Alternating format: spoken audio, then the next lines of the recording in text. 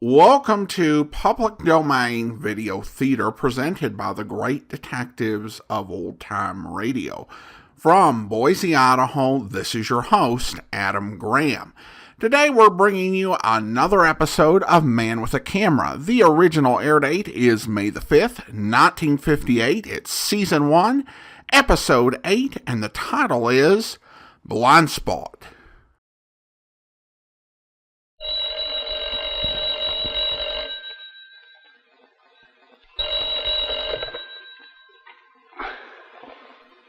Hello? Yeah, this is Mike Kovac. Where? Lisbon. Oh, yeah. Terry? Why, you clown. Look, I'm sorry, Mike. I had to talk to you. Look, I'm going to airmail you some negatives. There's a lot riding on them for me. They're dynamite, Mike, so don't take any chances after you get them. Protect yourself, old buddy.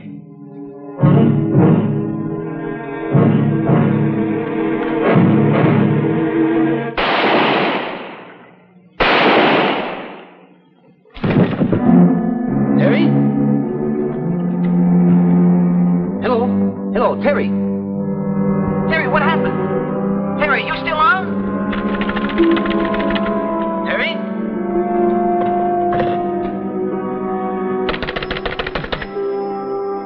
Operator, this is Mike Kovac. Call Mr. Ross back. Now, if you can't get an answer, connect me with the Lisbon police. That's what I said, the Lisbon police.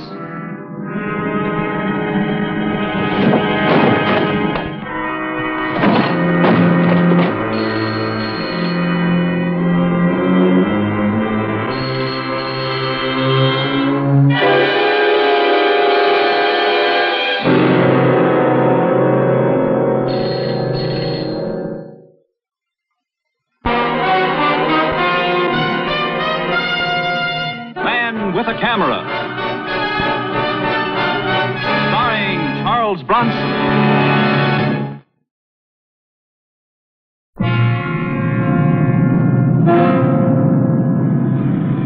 It took me 24 hours to get over to Portugal after the Lisbon police called me back. Terry Ross was dead.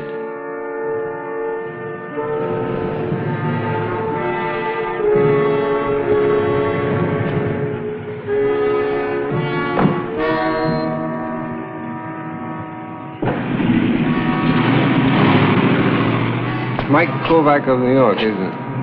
And my apologies for not meeting you at the airport. The paper said you were coming directly to police headquarters. Permit me. Al Alvieja. I'm professional guide in your service. Well, thanks, but I usually look after myself. There are many doors in Lisbon. Al Alvieja can open them all. Well, you're blocking this one. My apologies, senor. We are very sorry, senor, about the death of your friend. It's a long ways to come for a man's funeral. I didn't come here for any funeral. I came here to finish a job. A job? I do not understand, senor. A job that Terry Ross was working on when he was killed. Now, I don't know what it was, but I'm going to find out. I'm going to take the pictures he would have taken, and I'm going to have them published for him. Aren't you assuming a great deal, senor? Your friend's death may have been a crime of passion. No, Lieutenant. Terry phoned me in New York. Said he was sending me some negatives. He said that they were dynamite. I think he was killed because of them. These negatives, did you receive them? No. I left New York before they could get there. But I asked my father to check my mail for me, and I'm supposed to call him at 9 o'clock tonight. Senor Kovac, how well did you know your friend? How well did I know Terry Ross? We were buddies in the war together. We were combat photographers. We carried cameras instead of rifles all the way from Omaha Beach to Berlin. Yeah, I guess I knew Terry Ross about as well as one man can know another. Then I suggest that you leave Lisbon on the next plane. Leave Lisbon? Why? Because it would be better for you, senor. I don't know what you mean, but I'm not leaving. Oh, don't worry. I won't get in your way. That is not what worries us, senor. All right, we have asked. You have refused. Then let us talk about this job that Senor Ross was working on and that you intend to finish. You know what it was? Yes, we know all about it. The facts are this, senor. For some time now, this city has been the headquarters for a very large and efficiently operated espionage machine, specializing in industrial secrets. Espionage? I knew Terry was onto something big. But gathering such espionage information is one thing. Disseminating it to waiting buyers throughout the world is another. So a very simple, yet very clever plan was hit upon. A courier that no one would suspect. In short, a working press photographer. Now, just you wait a minute. If you're trying to tell me that Terry Ross was that press photographer, you've never been more wrong in your life. You're entitled to your opinion as we're entitled to ours. If you knew this about him, then why didn't you blow the whistle on him and stop him? Because we're after bigger game. And so am I after bigger game. Let me explain something to you gentlemen. To tell a story with a camera, you sometimes have to stick your neck out. Now, it's happened to me and every other guy in the business. If you're lucky, you come out with your skin and your pictures and you're a hero for one issue of a magazine. But if you're like Terry Ross, a bullet stops you and your pictures and you're a dirty word. I can't let that happen to him. I'm going to prove that you gentlemen are wrong. I hope you can, senor, for your sake. And I wish you luck. Any help or information I can place at your disposal? Well, sure. I'd like to go through Terry's rooms at the hotel. All right, I will get you a key.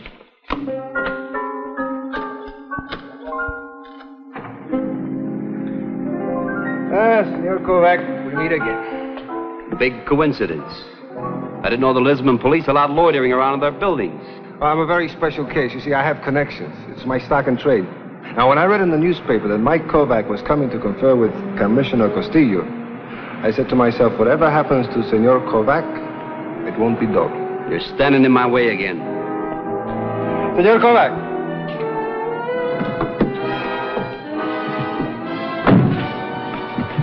I knew your friend, Terry Ross. You should have come up with that answer first. Come on, get in.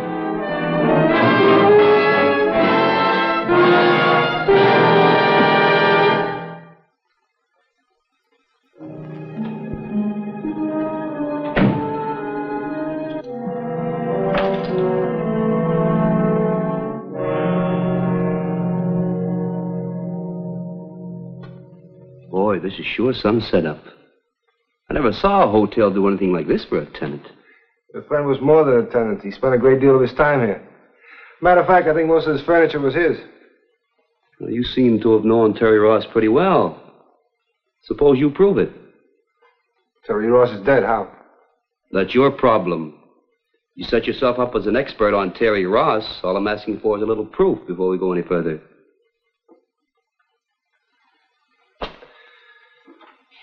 Goodbye, senor.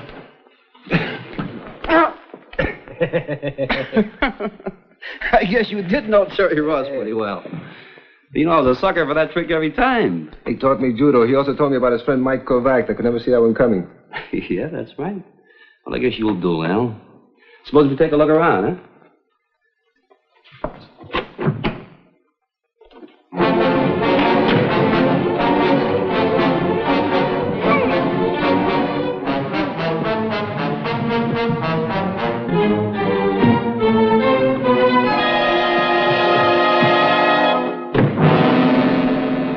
Who are you and what are you doing here? I'm Rene Ross.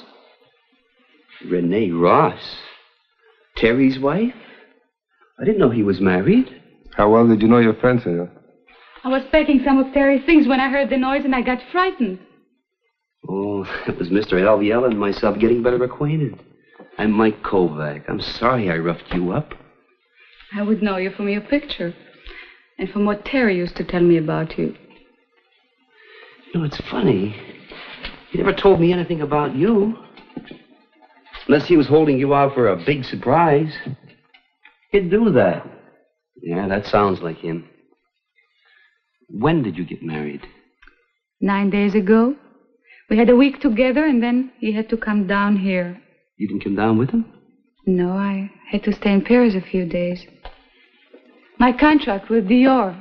You see, I'm a model and there was the fall showing and it was necessary to find a replacement. Oh, but we spoke to each other every day on the telephone. Mike, why was my husband murdered? I don't know. I sure wish I knew the answer, Rene. Was he doing anything bad? Why do you ask that? Well, the police, they picked me up with a plane and all morning long they questioned me about Terry. Oh, I suppose that's just routine. Routine? The questions, Mike, were not routine. They made me feel as if I was a wife of a criminal.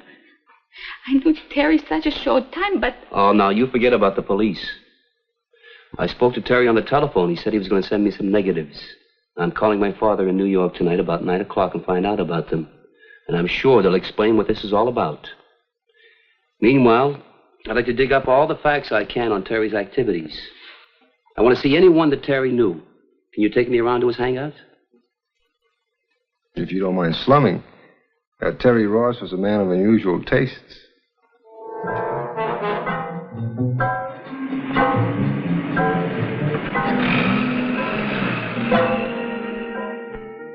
In a quick succession of nightclubs, Al proved that Terry Ross was a great one with the ladies. And that wasn't what I wanted. Lili once owned the biggest casino in Lisbon. And you said you could open any door in Lisbon. If that's the best you can do, you're a fake. There's one man in Lisbon who will know anything about this. Well, then that's the man. Can you set it up? It's a hard nut to crack. You work on it.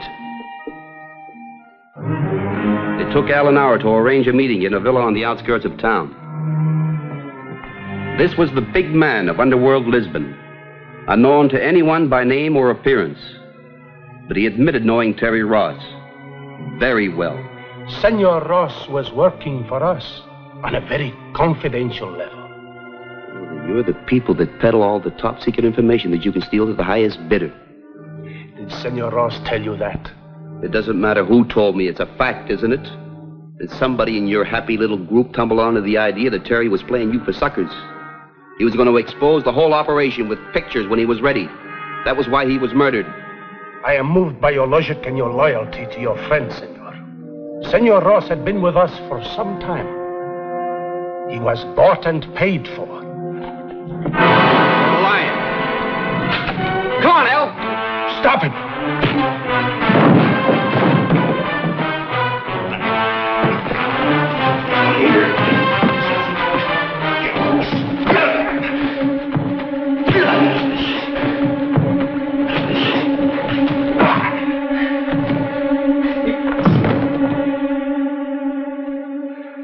The next time, you curb your enthusiasm for the realistic, my friend. I apologize for Enrique, Senor. Get him out of here.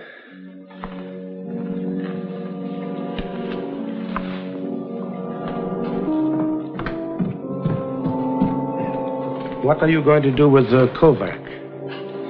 The plan hasn't changed. Within the next hour, I'll know whether the missing negatives arrived in New York. If they did, Kovac must be killed. If they didn't, then I'll convince my heroic friend that his cause is hopeless and he belongs in a plane bound for New York.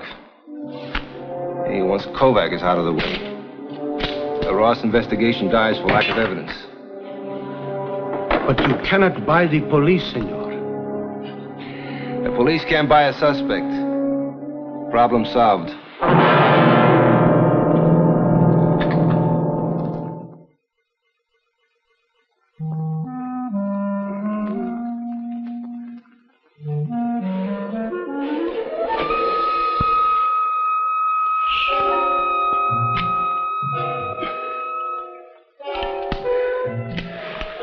How'd I get back here?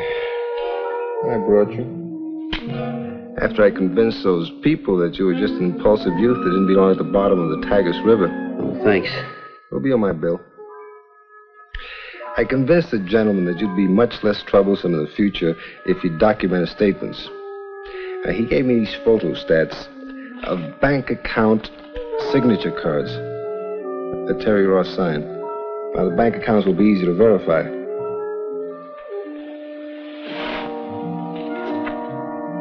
What's that proof? Anybody can open up a bank account, use any name they want.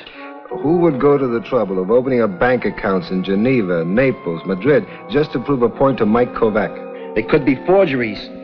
Your blind devotion to this man is a beautiful thing to see. That must be a New York call. I took the liberty of placing it for you. I knew how important it was. Hello? Yes. Yes, he's here. Oh, Hello? Is that you, Pop? Mike, such a wonderful thing. I can hear you as if you were in the same room. Yeah, well, listen, Pop. Did you check my mail? Yes? I have it right here. Well, is there any of them with a European postmark on it? Lisbon, maybe? Nothing, Mike. A few bills. You sure, Pop? That's all. All right, now look. If anything like that shows up, I want you to wire me at the Lisboa Hotel. Lisboa Hotel. Yes. And, Mike, take care of yourself. Yeah, all right.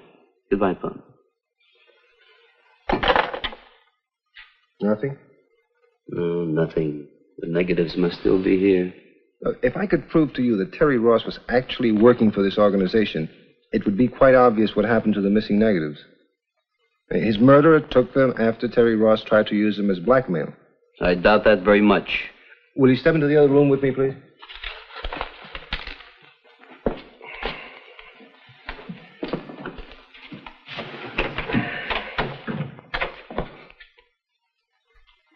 See, I took the liberty of asking Senora Ross to go through her husband's personal papers. Now, we might find a copy of his signature, and we can compare it to the one on the photostats. I'm afraid I hadn't had any luck so far. These are little reminder notes Terry wrote to himself, but none of them are signed. Well, maybe he stored some papers or canceled checks or something in the bedroom. You mind looking in there? I've been looking through these books. Sometimes a man will write his name on the front page of a book he favors and wants to keep.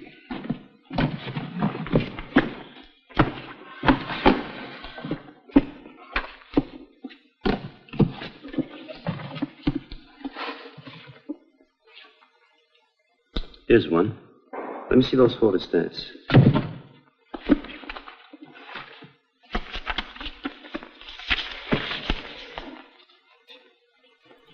Well, I can't believe it.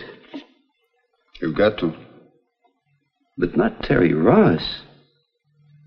Now, it's often true that we have a blind spot for those we love. Now, you built a picture of Terry Ross that wasn't entirely true. Guess you're right, Al. About time I stopped kidding myself.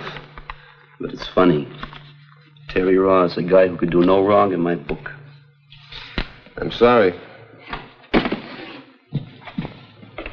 I couldn't find him. What's the matter? I'll try to explain. Al, would you do me a favor? Go down to the desk and see if they can get me a ticket on the next plane to New York. And while you're at it, you might as well figure out what I owe you. I've got a special bargain rate all this month. You better sit down, Rene. I don't know how to tell you this. I can hardly believe it myself yet. I flew to Lisbon to photograph a kind of eulogy of a friend. I'm going home with an expose of a total stranger. Same guy, Terry Ross. I don't understand. Well, you'll learn it from somebody else. I might as well tell you. The police were right about Terry. No. No. I've been telling myself that all night. I can't anymore. There's just one question. What do I do about it? Do I break the story and try to salvage what little honor I can for the other photographers who could be tarred by this brush? Terry said you were his friend. His best friend. Well, he forgot that before I did. Mike.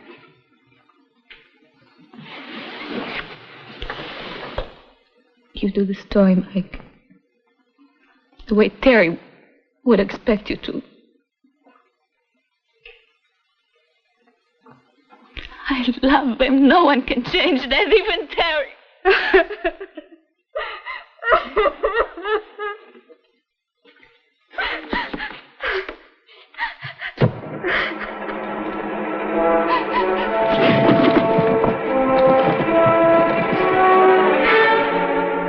What is it? It's a wire.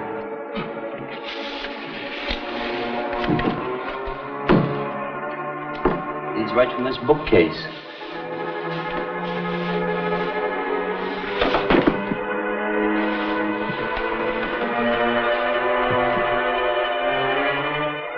There's a button on here.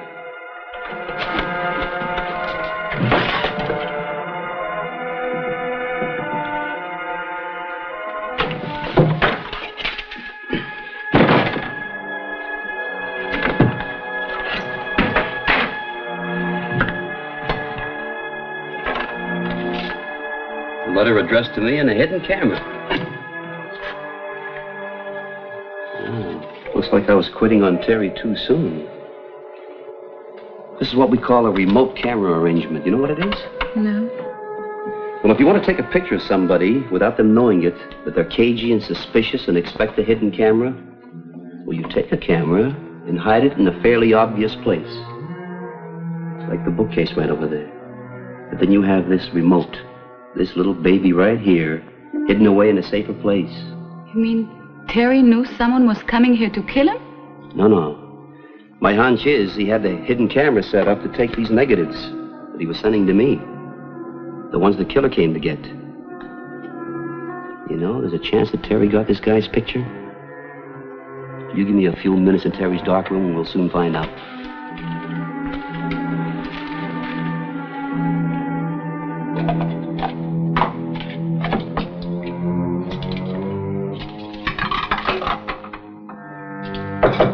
Come on in.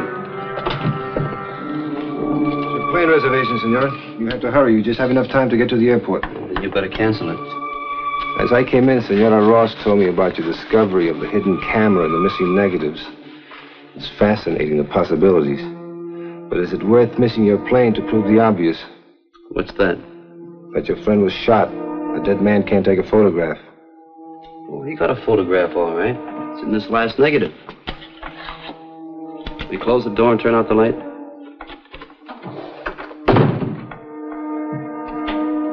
We'll soon know the answer.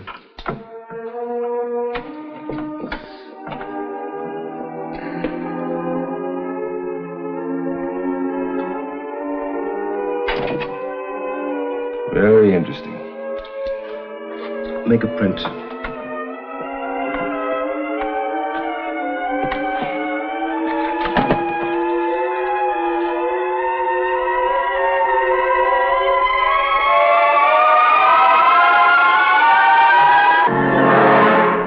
Excellent likeness.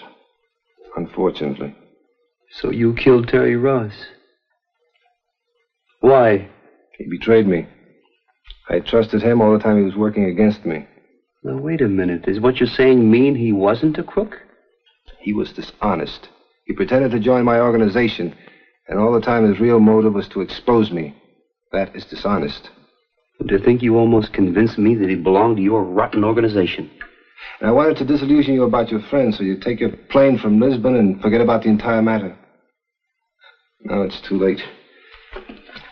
Don't make any fast moves, senor. I might have to pull this trigger.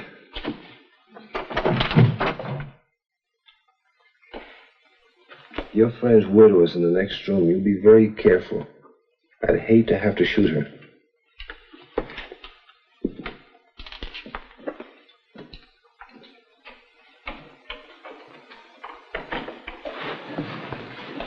What was on the film? It's a very interesting discovery, senora. We're taking it to the police. Does it change anything of what you told me? Renee, you forget anything I ever told you.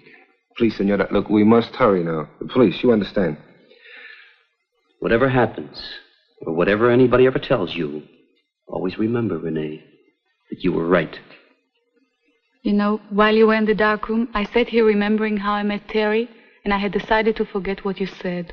Senora, please now, the police, you understand, we must... Shut up. There's not much more you can do but listen. Renee, you had more faith in Terry than I did, and I'm very glad of that. We can't stand here all night. Let's go.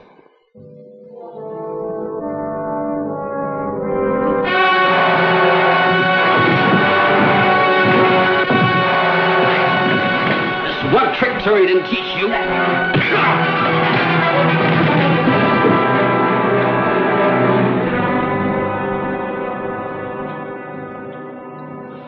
I saw Terry do that same thing once. Listen, Renee. I'm going to be busy for about an hour here with the police, taking pictures, that sort of thing. If you want to go back and freshen up, I'll pick you up later for dinner, all right?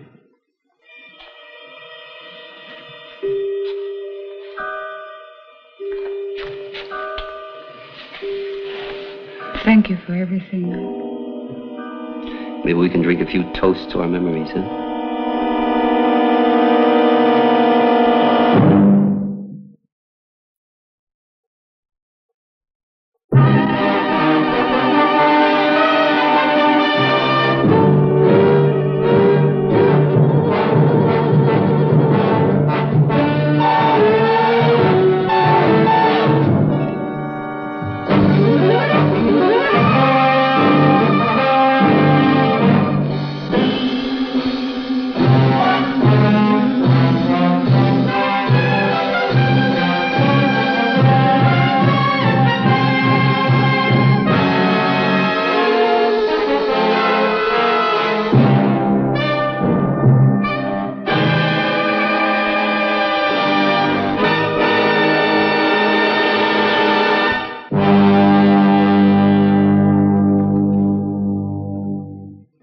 Welcome back. Well, an interesting episode. And I found the title really fascinating as well, because the meaning or potential interpretation of the title changes throughout the episode. Of course, the phrase blind spot is used to suggest that Mike had a blind spot for his old friend. But it actually turns out that the villain, and to a lesser extent Mike, had a blind spot about where the film was and where the camera was located. And once again, we get a really nice look at what was then cutting-edge camera technology for the era. The other interesting aspect of the story is the idea of the honor of one's profession. Mike faced the question of whether he was going to blow the whistle on his old friend for the honor of his profession. And this is not something I think that we really connected to, because largely we're not connected to each other, or don't feel that connection. You'll often hear the concern expressed in various Golden Age programs that when someone, as a police officer, violates the law or is somehow crooked, that is a offense against all police officers, because it makes the good ones look as bad as the bad ones. And sometimes it almost gets taken to what sound like comedic extremes. You're a disgrace to all third grade custodians. You're a disgrace to all soda jerks. As silly as that might sound to 21st century ears, it did reflect a truth that in a large sense we were related to each other. We were connected by things like professions, churches, and communities. But in our modern world, we're a lot more mobile. So we don't really feel that at all. At least not to a great extent. And we tend to rely mostly on people's personal sense of integrity, as well as the idea that we affirm that we won't judge everyone based on the action of someone. So in theory, if one photographer turns out to be a crook, we won't act like all photographers are crooked. The reality is that we often hold these biases, and so that doesn't work. And personal integrity often leads people to leave situations. And it's far easier when you're far less connected. Don't like your job? Switch to another. We're not in the era where you are bound to a company or a profession for your whole life. It is not at all the case. Most of us change careers multiple times. Don't like your church or don't like what's going on in there, you just switch denominations or switch congregations. So it's easier to disengage, and people don't tend to have these thoughts. If I do this, it could reflect badly on every single employee of this company. There's no expectation that is a very important social connection that they don't want to risk breaking. They'll find another job, find another career. So that sort of sense of group honor, I think, has definitely been devalued. We shouldn't get all sentimental about it. It can have a negative side, as was illustrated by the fact that Mike's friend was accused of being dishonest because he was pretending to join the criminals but really trying to expose them. And certainly there have been cases where